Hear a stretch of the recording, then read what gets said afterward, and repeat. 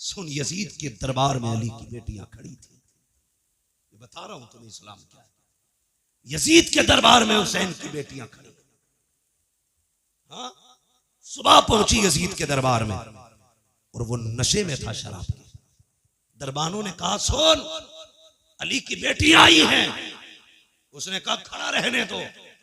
खुदा की कसम, तेरी बेटी 1 घंटा राशन के लाइन में लग जाए तो प्रधान पे बिगड़ जाता है, आधार की लाइन पे लग जाए कानून पे बिगड़ जाता है, पानी की लाइन पे लग जाए तो तुम समाज के उसूल पे बिगड़ जाते हो। गुस्सा नहीं आया। अली की बेटी सुबह से शाम तक यजीद के दरबार में खड़ी रही। ओ खुदा की कसम, शाम का वक्त आया था। सैयदा ज़ैनब ने कहा था, ज़ैनुल आबिदीन का जी फूफी, कब पता तो करो भाई बेटा, कब तक खड़े रहना है। पता चला जब तक यजीद नहीं आ जाता मामला खत्म नहीं होगा। शाम के वक्त में कुत्ता आया, आने के बाद तख्त पे बैठा, उसने सब पे निगाह डाली। खुदा की कसम, कैदी जरूर थे, बेगैरत कोई ना था। सबके चेहरों पे कपड़े पड़े थे, सबके चेहरों पे पर्दे थे। का उठाओ इनके चेहरों के पर्दे, मैं देखना चाहता हूँ। हजरत ज़ैनब की चीख निकली, का फिजा, आज हमारी इज्जत की रखवाली करना। हमारे हाथ बंधे हैं, पैरों में बेड़ियां हैं। तुमने हमारे दरवाजे पर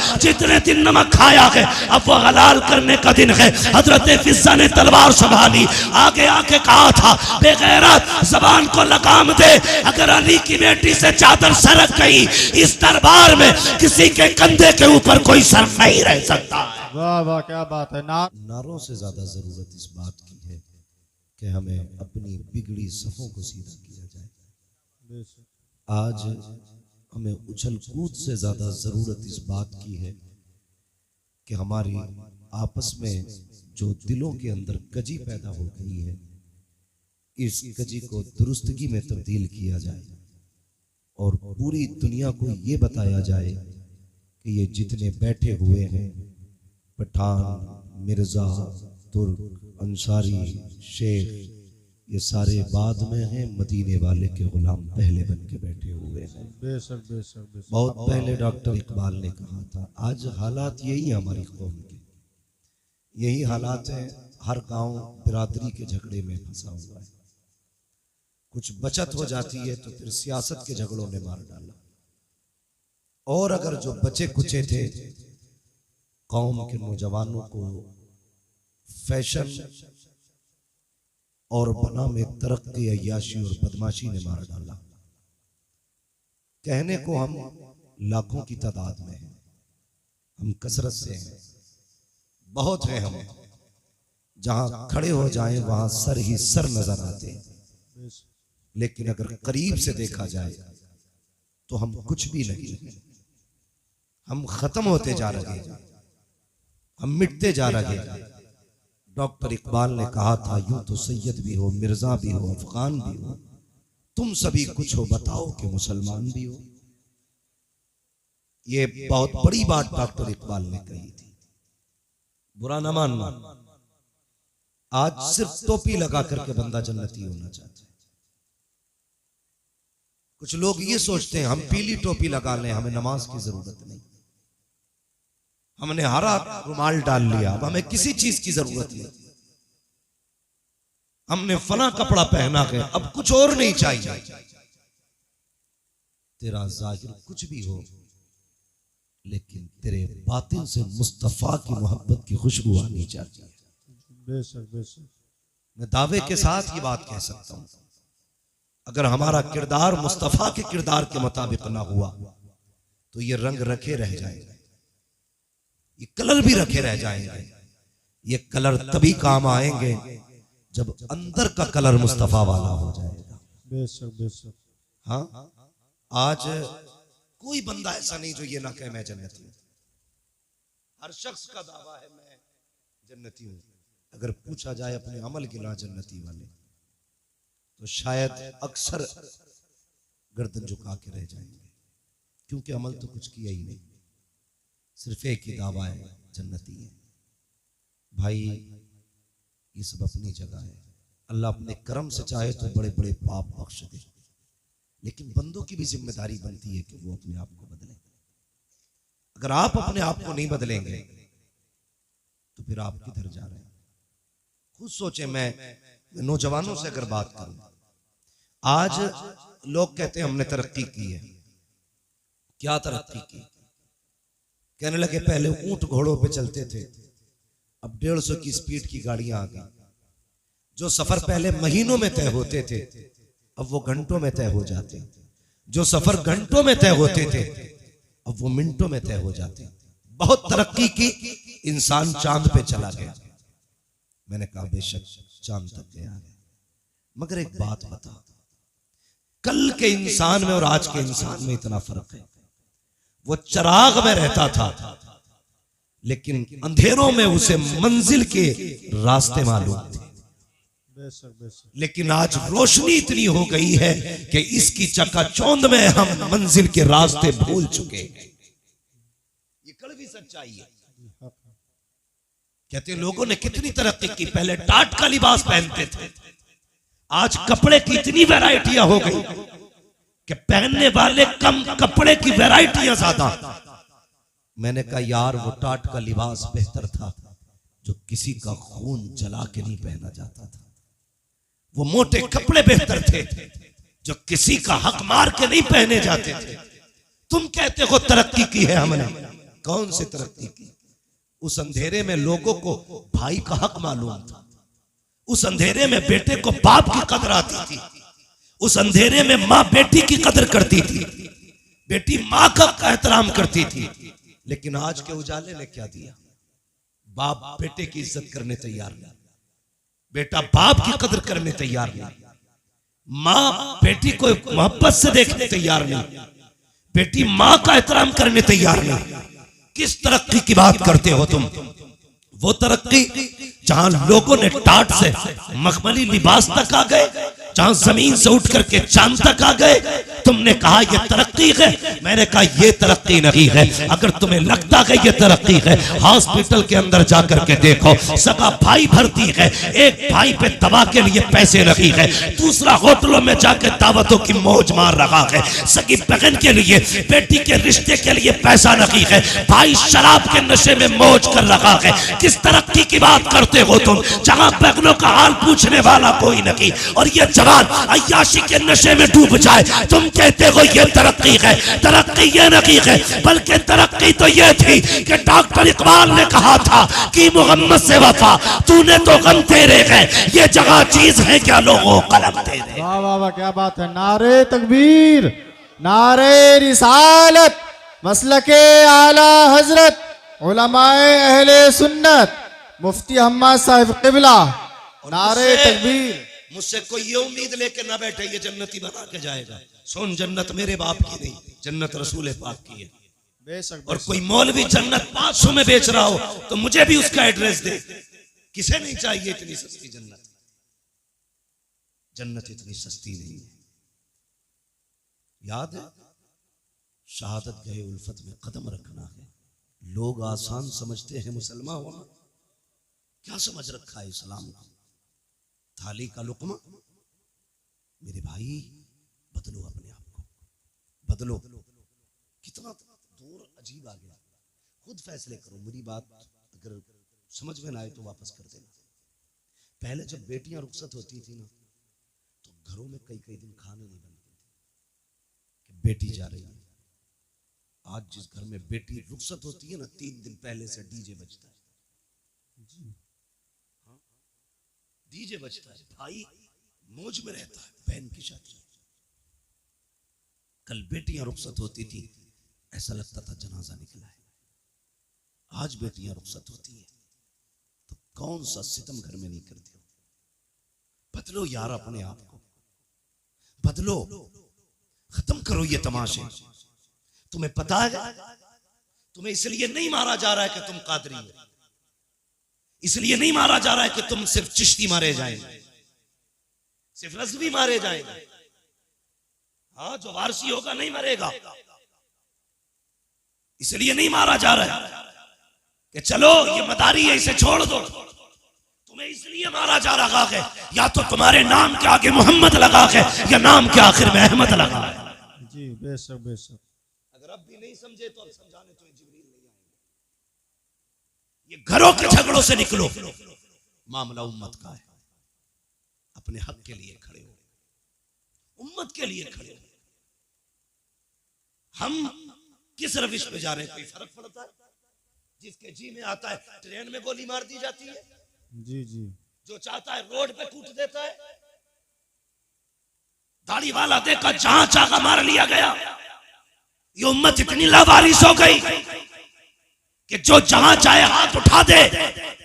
हुजूर ने तुम्हें कलमे की रस्सी दी थी, पकड़ी तुमने? हम तो ये सोचते आज इनके घर में आग लगी है, वाह मौलवी का घर चल रहा, मेरा बचा है। कल आकिल के घर को आग लगे, ये आकिल का घर चल रहा है, मेरा बचा है। अगर यही सोच रहे हो तो इंतजार करना, एक दिन ये आग तेरे घर तक भी आएगी। जी बेशक, तुम्हारे घर तक भी आएगी। खुदा के वास्ते मुसलमान हो जाओ, सच्चे पक्के मुसलमान हो जाओ। एक दूसरे के लिए जीना सीखो, एक दूसरे के लिए मरना सीखो। सारे रिश्ते अपनी जगह है, हुजूर की गुलामी का रिश्ता अपनी जगह। बेशक बेशक बेशक। क्यों दिल में दर्द नहीं होता किसी के लिए? मुझे बताया जाए। हर शख्स ये चाहता है कि मेरी चौधराहट सलामत रहे, मेरी खसाबी बची रहे। सोम कितना बड़ा चौधरी हो जा, जितना चाहे जमींदार हो जा, जब मरेगा कंगाल हो जाएगा। चौधराहट उसकी सलामत रहेगी जो यहाँ भी गुलामी का दावा करेगा, वहां भी गुलामी का दावा। बेशक बेशक बेशक, वाह बहुत खूब। हुजूर के गुलाम बन जाओ, हुजूर के गुलाम बन जाओ। कौन सा बवाल नहीं है हमारे समाज में? एक हंगामा मैशर हो तो भूलो उसको। जी, सैकड़ों बातों का रह रहे के ख्यालात है। जी बेशक बेशक। हमारा मुआशरा मर्द पीरों से पहले से तबाह है। अब तो औरतें पीर बन के निकल आए। हाँ? पहले के आतंक मियाओं के कम थे, अब औरतें मियां बन गई। एक दिन आगरे से फोन आता है कि हमारे यहाँ एक खातून है, वो लोगों को इलाज भी कर रही है, मुरीद भी कर रही है। बताइए हमारी कौम औरतों के आगे झुक जाती है जाकर के। हमें तो इतना भी नहीं पता औरत की अपनी हद क्या होती है, उसका अपना मकाम क्या होता है। लोग कहते मौलाना उस पे ऊपर के आया करते हैं, उस पे दाएं से आया करते हैं, बाएं से आया करते हैं। ओ हया कर, शर्म कर, जिसे दीन नहीं आता उसे कुछ भी नहीं आता। रह गई इलाज की बात, दावे के साथ कहता हूँ मेरे सर का दर्द काट के दिखा, जिंदगी भर गुलामी करूंगा। और अगर नहीं कर सकता तो आज तू भी ये कहते मैं मुजरिम हुआ का, मुझे साथ ले लो कि रास्ते में है जा बचा थाने वाले। नारे तकबीर, नारे रिसालत, मसलके आला हजरत, आमद मुस्तफ़ा कॉन्फ्रेंस, मुफ्ती हम्माद रज़ा साहिब क़िबला। नारे तकबीर, नारे रिसालत। बगैर तो ने सलाम की खेल बना दिया इस्लाम को। ये इस्लाम तुम्हारे बाप की जागीर नहीं, ये इस्लाम फातिमा ज़हरा के बाबा की जागीर है। बेशक बेशक।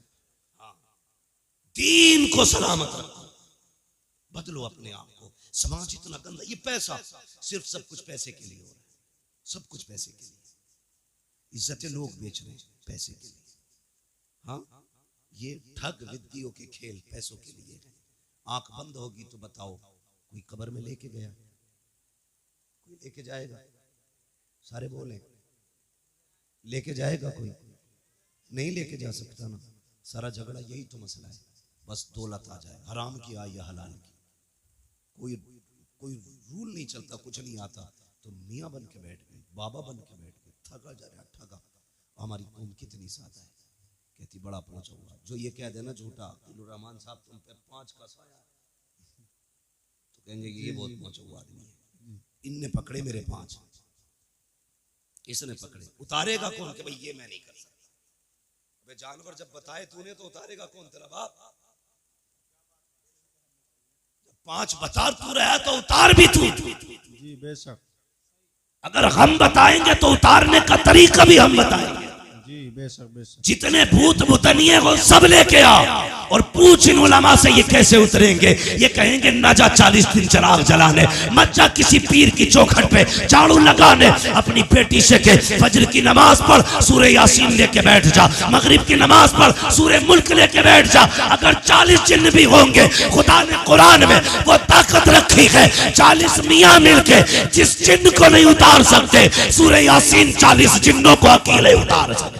वाह वाह वाह वाह वाह, क्या बात है, वाह वाह वाह, बहुत खूब, बहुत खूब, माशाअल्लाह। आता किसे कुरान है, कह रहा हजरत 17 उम्रे करें इस साल में, 17 उम्रे करें, और यूं है चल उम्रे करे, हाँ मैंने कुरान सुना, नमाज में कितनी सूरतें पढ़ता है, भाई बस कुछ नहीं, कुल वल्लाह से ही काम चलाता हूं।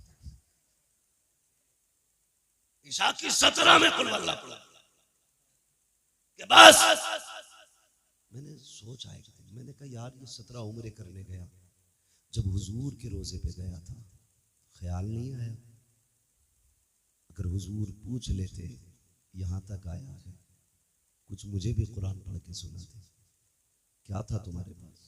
हमारी कौम के 70% लोगों को सही तरीके से कलमा नहीं आता जी, 70% लोगों को सही तरीके से कलमा नहीं आता, और चौराहे पे खड़े होकर मैं मौलवी यूं हाफिज यूं कारी यूं, नमाज पढ़ के ना निकलता, अब मस्जिद के गेट पे जाकर लगे अंगूठा इलाज, जी जी बस, जिसके पीछे नमाज पढ़ी है अभी मस्जिद से निकलता नहीं, पूरी बात भाई अपनी नमाज तो बचा, तुझे इमाम का अंगूठा कैसे दिख गया कि सजदे में, तो तू क्या कर रहा था भाई? अगर इमाम का अंगूठा सजदे में हिला तो तू किधर देख रहा था? तू नमाज पढ़ रहा था कि ताकत हाथी कर रहा था? जी बेशक, हक बात। हद हो गई यार, हद हो गई। कुरान सीखो मुसलमानों, सीखो और तमन्ना करो कभी मदीने शरीफ जाएंगे, हुजूर को सूरह यासीन पढ़ के सुनाएंगे। वाह वाह वाह वाह वाह वाह, क्या बात। साल में उम्रा एक करेंगे, लेकिन मदीने वाले को कुरान की कुछ आयतें सुना के आएंगे। बेशक बेशक, कभी जाएंगे जन्नतुल बकी में, जाएंगे सैयदा के मजार पे, जिसके बेटों ने नेज़ों पे कुरान सुनाया, हम उसकी कब्र पे बैठ के कुरान सुना के आए। वाह वाह वाह, नियत करना ये नहीं आती, नहीं आती बात जब निकल के आती है, अल्लाह माफ करे। हमारी कौम में ना दो तबके, एक तो बहुत ज्यादा गरीब है और एक बहुत ज्यादा अमीर है। गरीबों का मामला ये, वो दीन यूं भूल बैठे कि उन्हें कुछ आते ही नहीं, अमीर यूं दीन भूल बैठे कि फैशन में आ गए। जाते दोस्तों के साथ, क्या है कुछ नहीं, बस मौलाना ये बियर है, क्या है बियर, कुछ नहीं, ये तो जूस है फलों का, इसके नाम पे हमने शराब पी ली। तुम्हें पता है बहानों से तुम्हारे हलक के अंदर हराम उतारा जा रहा है, और जिस मुसलमान के हलक से हराम उतर जाए उससे ईमान की ताकत छीन ली जाती है। हाँ, अगर वो शेर हो तो कुत्ता बना दिया जाता है, कुत्ता हो तो गीदड़ बना दिया जाता है। मैं कहता हूँ हलाल लुकमे का, खुदा की कसम गीदड़ होगा अल्लाह तुझे शेर बना दे। बेशक बेशक, ये हलाल लुकमों की ताकत है। हमारी कौम का जवान टूटता जा रहा है, दो चीजों ने बर्बाद किया, एक नेट का नशा, दूसरा शराब का नशा। बदलो इन चीजों से, सबसे निकलो, सबसे निकलो। हम शराब के नशे में डूब गए। नौजवानों दुआएं मांगा करो, अल्लाह जबान नापाक न करना, अल्लाह हल्क नापाक न करना। खुद मेरा एक सवाल है, जरा सुने, अभी मुहर्रम शरीफ का महीना गुजरा के नहीं, मुहर्रम शरीफ का महीना, यकीनन उम्मीद है हर सुन्नी ने करबला वालों के नाम पे कुछ न कुछ जरूर चखा होगा। ठीक है जी, चाहे उसने हलीम खाया हो, शरबत पिया हो, सबील के नाम पे, उनके नाम पे जरूर खाया।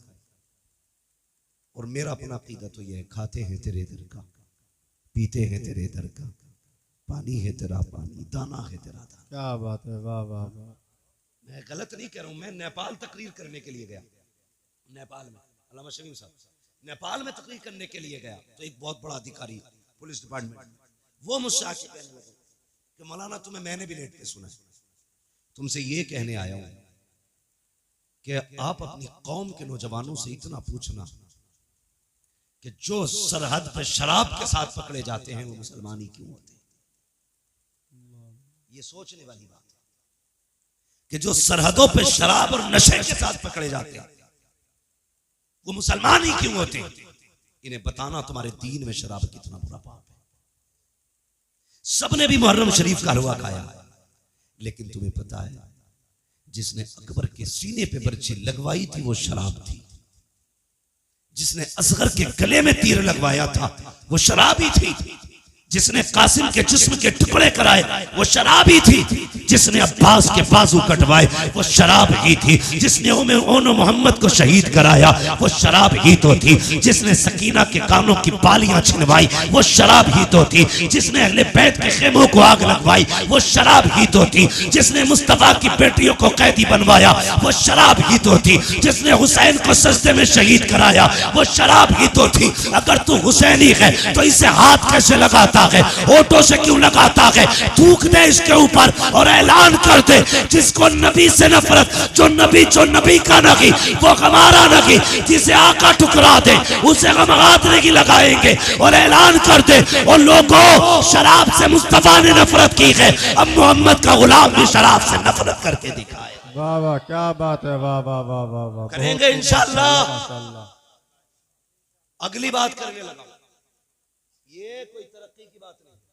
दूसरी बात, हमारे अमीरों के घर की इज्जत है, बुरा मत मानना, हमारे अमीरों के घर की इज्जत है, दूसरों के घरों की रौनक बन गई। वो कैसे? शादी आती है तो क्या कहती है बहन, भैया पैसे तो मैं खुद लाऊंगी अपनी पसंद से, बुरा मत मानना। जैसे आपकी बेटी है वो मेरी भी बेटी है, आपकी बहन मेरी बहन है, किसी को जलील करना मकसद नहीं है। मामला सिर्फ इतना है, मेरी तकरीर तबे यार को बेचैन करती है, सबब क्या है वही कहता हूं जो दिल पर गुजरती है। मेरे सामने ज्यादातर नौजवान बैठे और मैं ये सोचता हूं अगर जवान मजबूत हो गए ना तो कसम खुदा की मुआशरा मजबूत हो जाएगा। और मुझे खुशी है ये जलसा जितने लोगों ने कराया है सारे कड़ियल जवान है, इसमें कोई भी पुरानी सोच वाला नहीं, नए खून नए जज्बात वाले लोग हैं। और उम्मीद है इंशाअल्लाह एक इनकलाब आना है, एक इनकलाब आना है और हमारे मुआशरे को साफ सुथरा होकर के लोगों के सामने आना है। नौजवानों वादा करो हम अपने मुआशरे को बेहतर करेंगे, बोलो इंशाअल्लाह, इंशाअल्लाह, जोर से इंशाअल्लाह। अभी आप सारे नहीं बोल रहे, बोलो इंशाअल्लाह। गलतियां हमने क्या की, बहुत गौर से सुनो। हमारी बहन बेटियां हमसे कहती है भैया तेरी शादी है कपड़े अपने पसंद के लाऊंगा, हम लाड प्यार में पर्स निकाल के या बैंक का कार्ड निकाल के दे देते हैं, ले जा लेके आ। जब वो लाई तो हमने कुछ नहीं देखा, जब उसने आके पहने तो फिर गैरत आ रही थी, लाने के बाद पहने, लेकिन हमें नहीं, देखने वालों को गैरत आई। कसम खा के बताओ, शादी ब्याह तुम भी अटेंड करते हो, मैरिज हॉलों में जाते हो, जब तुम शादी वाले फंक्शन में जाते हो कितनी बेटियों के सर पे दुपट्टा नजर आता है, तुम फैसले करो, मैं नहीं कहूंगा। हम लोग तो जाते ही नहीं मैरिज हॉलों में, इसलिए कि अगर दावत मिल भी जाए तो वहां खाने का इंतजाम नहीं, सारे गधों की तरह खाया करते हैं। हाँ? एक मौलवी को खाने के लिए जगह तक नहीं मिलती, लोग कहते हैं बड़ा महंगा मैरिज हॉल है, बड़ा महंगा किया है। तो यार कुर्सियां आलीशान होनी चाहिए थी, लेकिन हाथ में प्लेटें। एक को मैंने देखा, हद होती है, उसने इतनी प्लेट भर ली कि दोनों हाथों से पकड़ रहा था। अब चक्कर में था खाए कैसे और रखे कहां। समझो यार, पहली बात तो हम लोग जाते ही नहीं है, चले जाएं तो जो लेना देना दे के आ जाते, क्योंकि हमारे लिए जगह ही नहीं, लोग टहल टहल के खाते। इसलिए तुमसे पूछ रहा हूं कितनी बेटियों के सर पे दुपट्टा होता है?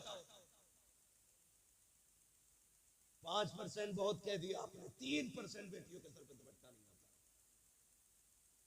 ये दुपट्टे सड़क के गले में आ गए और वहीं पे फिर हुक्म होता है नौजवान दूल्हा की तरफ से कि सारी एक एक मेहमान की वीडियो बननी चाहिए। उसी मेहमान में किसी के घर की बेटी भी खड़ी है, किसी के घर की बहन भी खड़ी है, किसी की बीवी भी आई खड़ी है, बिना दुपट्टे के सबकी वीडियो बन रही है। लोग दूल्हा को कम देखा करते हैं, उन तमाशों को ज्यादा देखा करते हैं। कहीं कहीं पे अगर लड़कियां खड़ी होती हैं, ये वीडियो बनाने वाले, शादियों में औरतों का तमाशा बनाने वाले इतने बेगैरत होते हैं, जिन बेटियों के सर पे दुपट्टे नहीं होते, उनके चेहरों को जूम करके कैमरे में लिया जाता है, रोक रोक के वीडियो बनाई जाती है, फिर कहा जाता है फला की शादी की वीडियो मुझे भी देना, फला की शादी की वीडियो मुझे भी देना। किसकी वीडियो है? मेरे भाई की शादी की है। नहीं, कितनी बेगैरती का लिबादा ओढ़ा है। तेरी बेटी की जब वीडियो नौजवान रात को बिस्तर पे लेट के देखता है और तुझे तो पता भी नहीं है, कहाँ रोक के वीडियो देखी जाती है,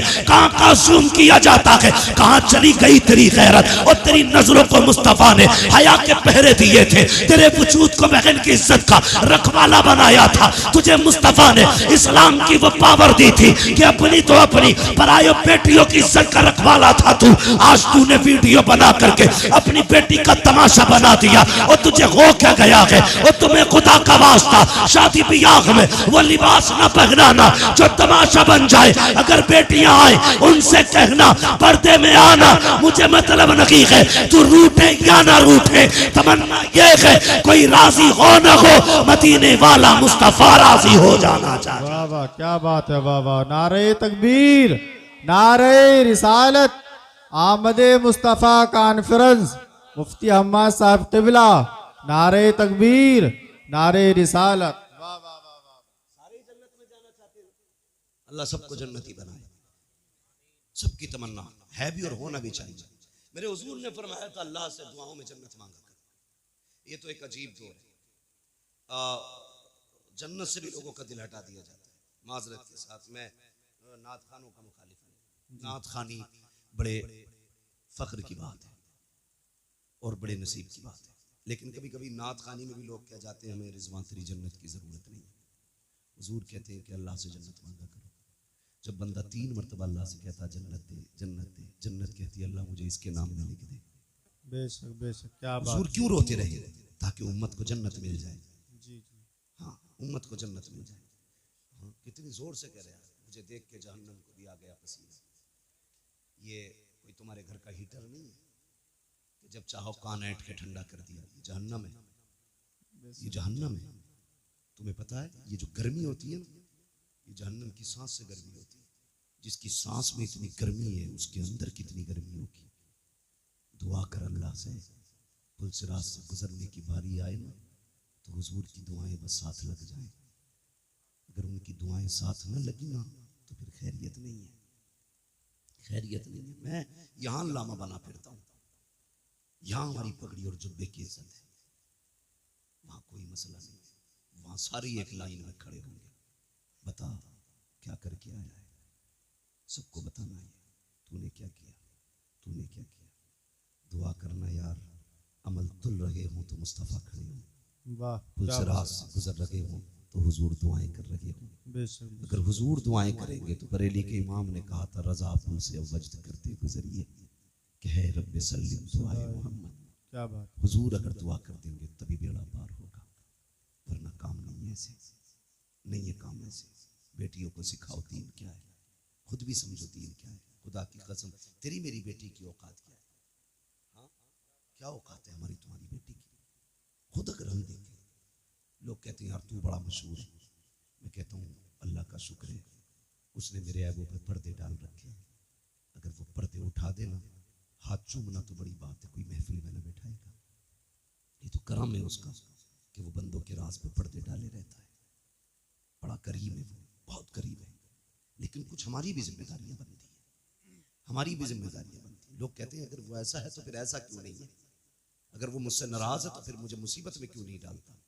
उसे चैलेंज न कर, अगर वो जिद पे आ जाए ना, 1 सेकंड नहीं लगेगा, पूरी दुनिया को सजदे में गिरा देगा, पूरी दुनिया को। बड़ी बात नहीं करता, सिर्फ ऑक्सीजन बंद कर देना अल्लाह, सिर्फ ऑक्सीजन, तो पूरी दुनिया सजदे में होगी। जी बेशक। बाकी तो बहुत चीजें, अंधे से पूछ आंखें क्या होती है, कभी अपाहिज से पूछ हाथ पैर क्या होते, गूंगे से पूछ जबान क्या है, बहरे से पूछ कान कितनी बड़ी दौलत है। जिसे रब ने ये दिया है खुदा की कसम वो बहुत अमीर है, बहुत अमीर है। कभी इन नेमतों पर शुक्रिया अदा किया करो उसका, इन नेमतों पर शुक्रिया अदा किया करो। हम तो ये सोचते हैं ये हमारा हक था, ये कान हमारा हक है, ये नाक हमारी हक है हमारा, ये पैर हमारे हक है। नहीं, मालिक है वो जिसकी चाहे टांगे तोड़ दे, जिसको चाहे हवाओं में उड़ाए, वो मुख्तार है, उसकी हुकूमत में किसी का दखल नहीं है। जो चाहे फैसले करे। हाँ, अल्लाह से डरना चाहिए, डरना चाहिए। लोग कहते मेरी बेटी है, तुझे क्या हुआ? हमें कोई फर्क नहीं पड़ता किसी की भाग जाए या रह जाए। डर इस बात का, कयामत में सैयदा के सामने किस मुंह से जाओगे, सिर्फ इस बात का डर। ये कुर्ता जुब्बे पजामे कपड़ों वाले लोग जानते हो क्यों? ये क्यों चीखते? क्या फायदा इसका? तुम्हारी बेटी अगर जींस में है, इनका क्या नुकसान है? तुम्हारी बेटी अगर दुपट्टे में आ गई, इनका क्या फायदा है? ये सिर्फ इसलिए मेहनत करते हैं, अगर तुम और तुम्हारी बेटी जन्नत में चली गई तो हमारा क्या जाएगा? हम तो बस वो बताना चाहते हैं जो हुजूर ने कहा है। जी बस। तुम्हारी मेरी बेटी की औकात क्या है? खुदा की कसम, कायनात में अली की बेटी जैसी लाके दिखाओ। वाह वाह वाह वाह, क्या बात। आज कोई अली की बेटी जैसी बेटी लाके दिखाओ। बेशक बेशक। हाँ, करबला की पूरी तारीख पढ़ डाली। 13 मुहर्रम से चलने वाला काफिला 27 रमजान को मदीना शरीफ पहुंचा, लेकिन तारीख की किसी लाइन में नहीं मिलता कि सैयदा ज़ैनब को किसी ने बेपर्दा देखा। बताओ ना मुझे, क्या तेरी बेटी का स्टेटस क्या है? प्रधान की बेटी है, बस जमींदार की बेटी है। ज़ैनब का स्टेटस ये है, उसका बाप वलियों का इमाम है, उसका भाई शहीदों का इमाम है, उसका नाना सारे नबियों का इमाम। बेशक बेशक, क्या बात है। वाह वाह वाह। ज़ैनब का स्टेटस, तेरी बेटी का स्टेटस क्या है? सोच तो सही। जिसको खुदा ने इतनी खानदानी इज्जत बख्शी, भाई शहीदों का इमाम, माँ जन्नती औरतों की सरदार, बाप वलियों का इमाम, नाना नबियों का इमाम, घराना कायनात का इमाम। बेशक बेशक बेशक। वो पावर वाली 13 मुहर्रम से 27 रमजान तक कैदी बनकर रही, किसी ने बेपर्दा नहीं। तेरी बेटी ने 13 साल उम्र क्या गुजारी, 10 मुहर्रम को तेरी बेटी ने मेले के नाम पे, मुहर्रम के नाम पे दुपट्टा उतार दिया। सोचो हम किधर जा रहे हैं, किधर जा रहे हैं। अगर पर्दे की बात आ जाए तो लोगों को चिढ़ हो जाती है कि ये बरेलवी नहीं है। कहा क्योंकि हमारी बेटी को मुहर्रम से रोक रहा। इतना गलत तोड़ मरोड़ के बाद बयान कर दी जाती है। हम तुम्हारी बेटी को शरीयत की हद बता रहे हैं, हम अपनी बेटियों को शरीयत की हुदूद सिखा रहे हैं। हम बताना चाहते हैं तेरी इज्जत मेले बाजारों में नहीं है, तेरी इज्जत रब ने घर की 4 दीवारी में रखी। बेशक बेशक सिखाते बेशक। बेटियों को, खुदा की कसम सुने बहुत गौर से। किसी की भी बेटी, मेरी बेटी है, तेरी बेटी, बाजार में जाए या मेले में जाए, कितने कंधे गैर महरम के लगते, खुद बताइए। या सारे बायजीद बुस्तामी खड़े बाजार में, या जाने वाली राबिया बसरिया के सब?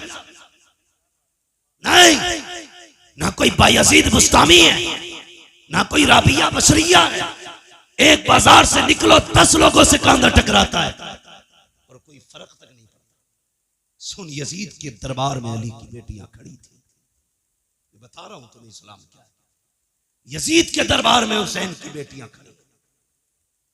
हाँ, सुबह पहुंची यजीद के दरबार में और वो नशे में था शराब के।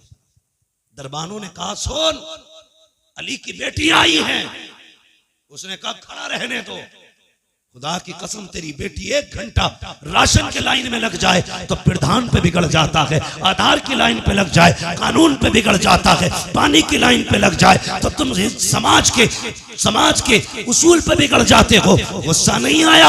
अली की बेटी सुबह से शाम तक यजीद के दरबार में खड़ी रही। ओ खुदा की कसम, शाम का वक्त आया था, सैयदा ज़ैनब ने कहा था ज़ैनुल आबिदीन का जी फूफी, कब पता तो करो भाई बेटा, कब तक खड़े रहना है? पता चला जब तक यजीद नहीं आ जाता मामला खत्म नहीं होगा। शाम के वक्त में कुत्ता आया, आने के बाद तख्त पे बैठा, उसने सब पे निगाह डाली। खुदा की कसम, कैदी जरूर थे, बेगैरत कोई ना था। सबके चेहरों पे कपड़े पड़े थे, सबके चेहरों पे पर्दे थे। का उठाओ इनके चेहरों के पर्दे, मैं देखना चाहता हूँ। हजरत ज़ैनब की चीख निकली, का फिजा, आज हमारी इज्जत की रखवाली करना, हमारे हाथ बंधे हैं, पैरों में बेड़ियां है। तुमने हमारे दरवाजे पर जितने दिन नमक खाया है, अब वो हलाल करने का दिन है। हजरत फिजा ने तलवार संभाली, आगे आके कहा था बेगैरत, जबान को लगाम दे।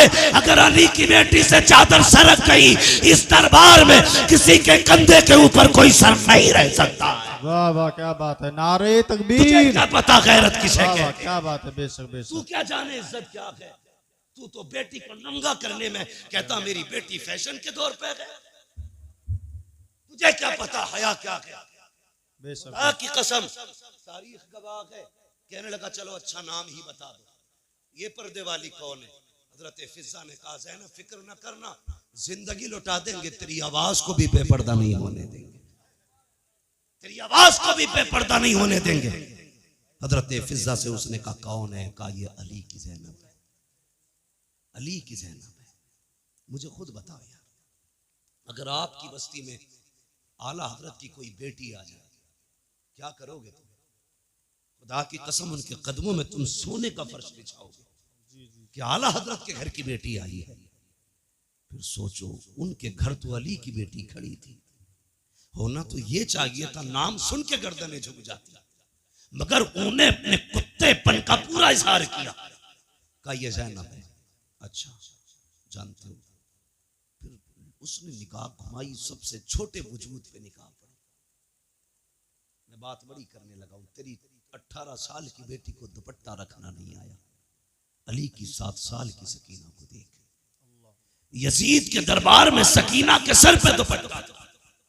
उसने कहा ये छोटी सी बच्ची कौन है जिसके पर्दे का आलम यह है कि इसका चेहरा तक नहीं खुला है, जरा इसका बताओ नाम क्या है? हजरत फिजा बोलने लगी। उसने कहा तू चुप कर, मुझे इस बच्ची से पूछना है इसका नाम क्या है। उसने कहा बच्ची तू बता तेरा नाम क्या है। 3 मरतबा आवाज दी, कोई जवाब नहीं आया। उसने कहा बड़ी घमंडी बच्ची है, ये बोलती क्यों नहीं? इमाम ज़ैनुल आबिदीन ने कहा था वो कुत्ते तू नहीं जानता, इसके गले में जो रस्सी पड़ी है फंदा इतना टाइट है कि गले की आवाज नहीं निकल रही है। अगर इसी की मुंह से सुनना चाहता है इसके गले की रस्सी ढीली कर। यजीद के कहने पर एक सिपाही आके बढ़ा, हजरत सकीना के गले की रस्सी ढीली करने के लिए जैसी करीब आया, गले पे हाथ लगाना चाहता था, तोड़ के ज़ैनब के कदमों से निपटी। वो वहां गया, वहां से हटी, ज़ैनुल आबिदीन के कदमों में लिपट गई। यजीद ने कहा था ये कैसी बच्ची है, गले की रस्सी क्यों नहीं खोलने देती? इमाम सज्जाद ने कहा था तू नहीं जानता है ये अली के घर की बेटी है, ये मर तो सकती है, किसी गैर का हाथ इसकी गर्दन को लग जाए ये गवारा नहीं कर सकती। वाह वाह वाह वाह वाह वाह क्या बात है, वाह बहुत शर्म खूब, करो, बहुत खूब। तुम्हारी दौलत तुम्हें मुबारक। ऐसी दौलत में आग लगे जो बेटियों को नंगा कर दे।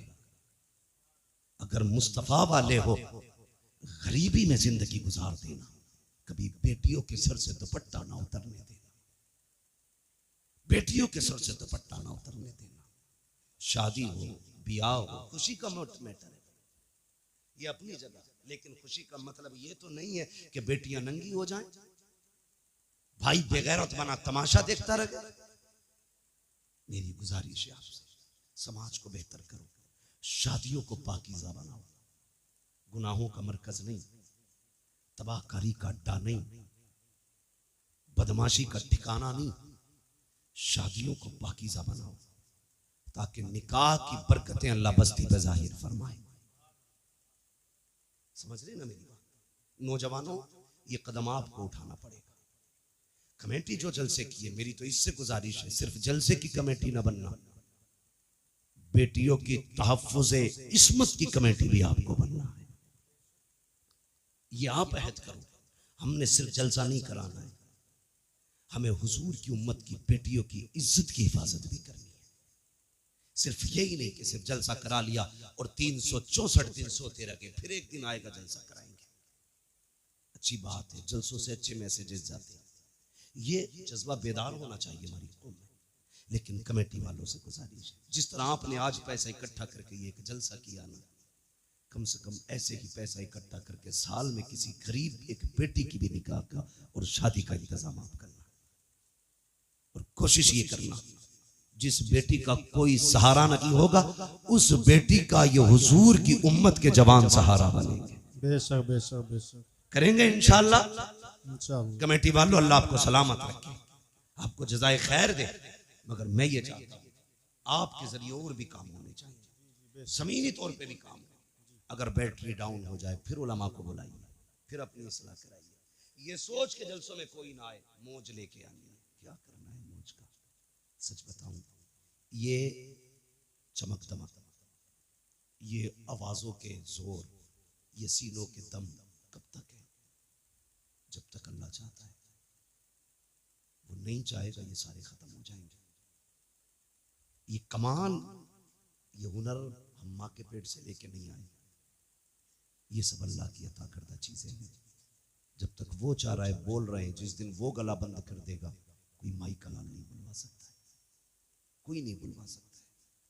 लोग कहते हैं जी हम तो बतेरा समझाते। भाई मुझे खुशी हुई, कुछ लोगों से मिला हूं मैं इस बस्ती के, कुछ लोगों से मिला हूं, सबसे भी नहीं मिला हूं, लेकिन मैं जितनों से मिला हूं मैंने बहुत अच्छा पाया है, बहुत अच्छा पाया है। अगर सारे ही लोग इतने अच्छे, तो उम्मीद करता हूं इस गांव में कुछ बुरा नहीं होगा। लेकिन मैं ये भी जानता हूं हर जगह अच्छे ही लोग नहीं होते, कुछ बुरे भी होते, और हर जगह बुरे ही नहीं होते, कुछ अच्छे भी होते। अच्छे लोगों से कहूंगा बुरों की परवाह ना करना, बुरे लोगों से कहूंगा दूसरों के पीछे न पड़ना, अपने गिरबान में भी झांकना, फिर फैसला करना तुम्हें क्या करना है, फिर फैसला करना तुम्हें क्या करना है। अल्लाह करे हमारी बस्तियां ऐसी मोहब्बत और प्यार की हवाएं बस्तियों में चले कि हर मुसलमान दूसरे मुसलमान के हक के लिए खड़ा होना चाहिए, हर मुसलमान में एक दूसरे मुसलमान के लिए हमदर्दी होनी चाहिए।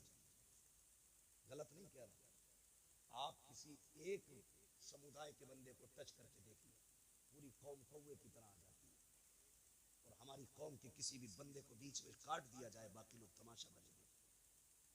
हम यहाँ जीने के लिए नहीं आए, हम यहाँ मरने के लिए आए।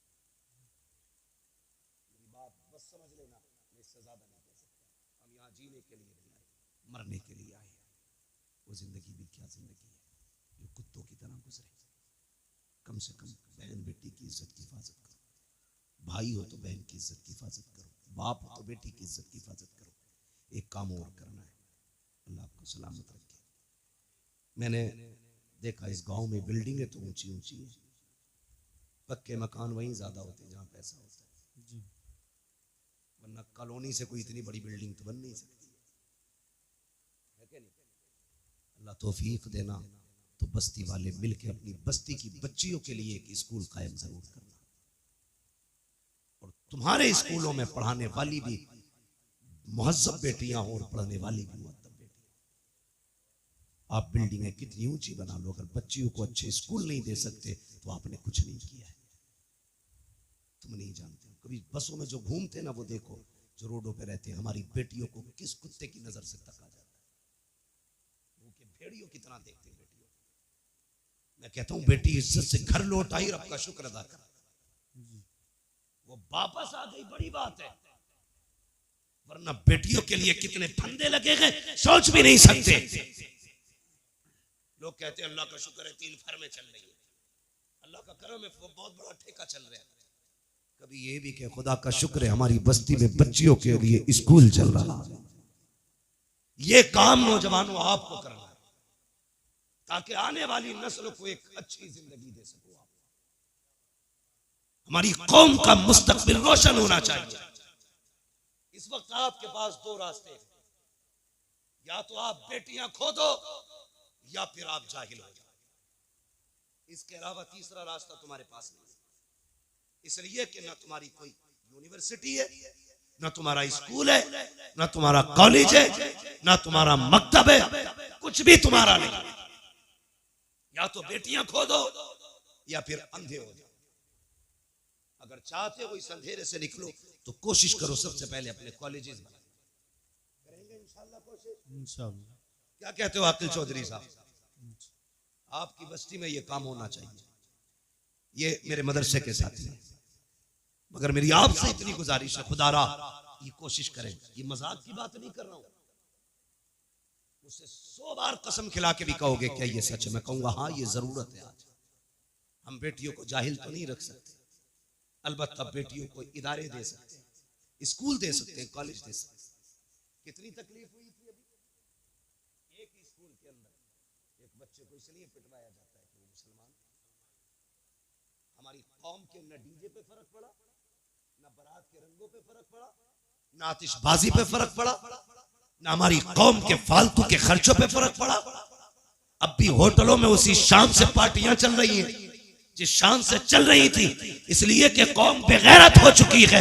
अगर गैरत होती उसी दिन सैकड़ों कॉलेजों की बुनियाद पड़ जाती, ऐलान कर दिया जाता हम किसी के मोहताज नहीं है, बच्चे भी हमारे हैं, स्कूल भी हमारे खोले जाए। बेशक बेशक बेशक, वाह वाह वाह, बहुत खूब।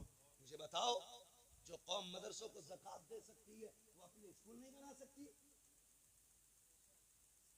बोलो ना। लोग कहते हैं वो पढ़ा तो था, वो मुसलमान होने की वजह से पीछा कर दिया। मुसलमान होने की वजह से पीछा नहीं करा, ये नकलों से पास होकर वहां तक पहुंचा था। इसने पढ़ा ही नहीं था ढंग से। सातवें तक तो वो खिलाई जाती है, पंजीरी कहते हैं क्या, खिचड़ी भदीरी। आठवें तक जिंदगी अंधा करके उसकी ना बिल्कुल ठप कर दी जाती है। उसके बाद हमारे हमदर्द बनते लोग कि 500 रुपए दे दे, नकल करवा देंगे। पास हो गया, अब्बा लड्डू बांट रहे, अब बेटा पास हुआ, ये नहीं बताता 500 रुपए नकल के भी दिए। जी जी। अब वो जो पास हो के आया ना, उससे बड़ा भाग कुछ नहीं आता, क्योंकि उसने तो बोर्ड पे से नकल की थी ना, पास हो गया। ऐसे ही पैसे दे के पास होता रहा। जब इंटरव्यू में बैठा तो लोग कहते मुसलमान होने की वजह से निकाल दिया। नहीं बे, तू गधा था इसलिए निकाला गया। अगर काबिल होता तो सीट तेरी थी। अगर तुझ में हुनर है तो कोई तुझसे तेरा हक नहीं छीन सकता। क्या मुसलमान आईएएस नहीं है? मुसलमान आईपीएस नहीं है? क्या वो गोली मार के बैठे? नहीं, काबिल थे अपना हक लेना जानते। जी बेशक। अगर हक हासिल करना पड़ेगा तो काबिल बनना पड़ेगा। इसलिए पंजीरी छोड़ो, खिचड़ी छोड़ो, नकल छोड़ो, भले 3 बार फेल हो लेकिन अपनी मेहनत से हाई स्कूल पास करो। समझ गए मेरी बात? अब्बा 500 रुपए दे के औलाद को पास करा के लड्डू ना बांट, वरना ये तेरी खबर पे लात मारेगा। वो कहेगा तूने लड्डू ना बांटे होते तो आज मैं हाई स्कूल करने के बाद घास नहीं खोद रहा होता। यही वजह है, अक्सर हाई स्कूल के बाद दुकानों पे बैठा मिलेगा। जी जी जी जी, बिल्कुल। उसे धनिया लिखना नहीं आता, लहसुन लिखवाने लगो तो कभी मुंह देखता, कभी पर्चा देखता। काबिल बनिए, कामयाब बनिए, मंजिल आपका इंतजार कर रही है। आप अगर काबिल नहीं है तो आपको तो भाई साहब रहने तक जगह नहीं दी जाएगी। हो किस हवा में आने वाला दौर मजदूरी वही करेगा जो कंप्यूटर चलाना जानता होगा, वरना आप कोई खुरपे से भी मजदूरियां नहीं करा रहा है। समझ गए ना मेरी बात? पढ़े लिखे लोगों के लिए जगह है, पढ़िए, आगे बढ़िए। और ये अच्छन खां है, ये बुद्धन खां है, ये झगड़ों से निकलिए। मरने के बाद किसी का कुछ नहीं रहना है, खाली हाथ जाना है। सिकंदर का नाम सुना है? सिकंदर किरदान था ना मिलक का। कौन था सिकंदर? बहुत बड़ा बादशाह गुजरा है। हाँ, इसने 22 साल की उम्र में आधी दुनिया फतह कर ली थी। और 22 साल में हमारी अम्मा ये कहती है भी तो लल्ला छोटा है, सुधर जाएगा, 23 का हो जाएगा। वो 22 साल में आधी दुनिया फतह करे बैठा, और इसका 22 साल का भी नेकर में घूम रहा। अम्मा थप के देख के सुला रही है। जो कर गुजरने की उम्र थी वो नेकर में गुजर गई। अब बुढ़ापा आया तो ये निकला फतह कर, इसे खुद अब बैसाखी की जरूरत है। 22 साल में आधी दुनिया पे हुकूमत करने वाला बंदा, वो तो एक जगह सांप ने इसे काट लिया। हाँ, सुना यह है इसके साथ अरस्तु था, बहुत बड़ा तबीब था। उसने उससे कहा यार मेरा इलाज कर। कुछ दिन इलाज के बाद अरस्तु ने कहा कि बादशाह अब नहीं बचेगा, मौत करीब आ गई है। उसने कहा ऐलान कर दो, कोई है जो मेरी सारी दौलत लेके मुझे इतनी सांसें उधार दे दे कि मैं अपने वतन तक जा सकूं। अरस्तु ने कहा था बादशाह ऐसी कोई दौलत नहीं बनी जो किसी को सांसें उधार दिलवा दे, कोई तुम्हें सांसें नहीं दे सकता। उसने कहा मैं आधी दुनिया का बादशाह हूं, क्या मुझे इतनी मोहलत नहीं कि वतन तक जा सकूं? उसने कहा सांसों का मालिक तू नहीं, सांसों का मालिक कोई और है। आज तेरा पैसा काम नहीं आने वाला। एड़ियां रगड़ने लगा। उसने कहा अच्छा चलो, मर तो रखा, फिर ऐसा करना मैं मरूं मेरे कफन से हाथ निकालना, ईसाई था, निकालना। कहा क्यों? ताकि दुनिया को ये बता जाऊं इस दौलत पे घमंड न करना। मैं आया था आधी दुनिया फतह की, जा रहा था कुछ लेके नहीं, खाली हाथ गया।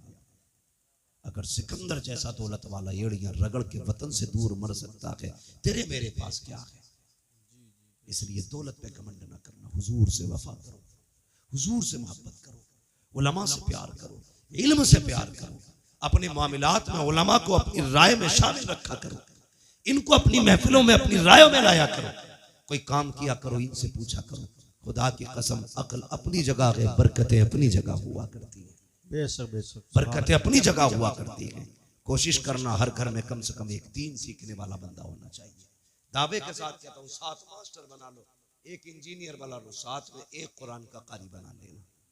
1 हाफिज कुरान पूरे घर की हिफाजत के लिए काफी होता है। जी जी बिल्कुल बिल्कुल।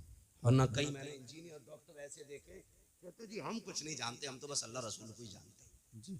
ऐसे नस्ल से बचिए, अपने घर में दीन वाला लाइए, 1 बेटे को कुरान सिखाइए, बदलिए अपने आप को। नौजवानों मजबूत होना है, हमें अपने मुआशरे को बेहतर करना है। और तुमसे गुजारिश है, सबसे बड़ी शिकायत क्या हमारी कौम में? माफ करना। और मेरी इस बात को चढ़ाने की बात नहीं करता, हमारी कौम के अंदर दलाल सबसे ज्यादा खाने के मुखलिस 500 रुपए में बिकने वाले लोग। शर्म आनी, या तो 500 रुपए में खाने के हो जाओ, या वफा करके मदीने वाले मुस्तफा के हो जाओ। क्या बात है, वाह वाह। हमें अपने दीन से वफा करनी, किसी पे झूठा केस ना लगाइए, किसी को फर्जी ना फंसाइए।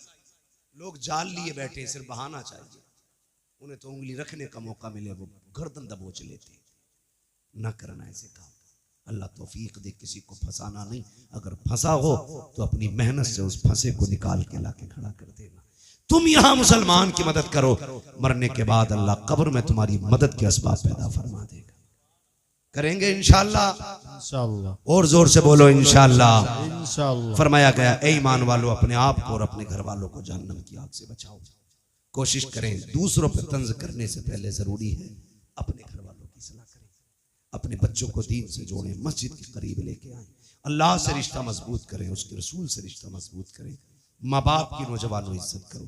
माँ बाप से भी गुजारिश है, सिर्फ तुम्हारी फरमाबरदारी लाजिम नहीं, तुम पे भी कुछ हक औलाद का, तुम भी जरा इंसाफ करो, बच्चों के साथ सितम न करो।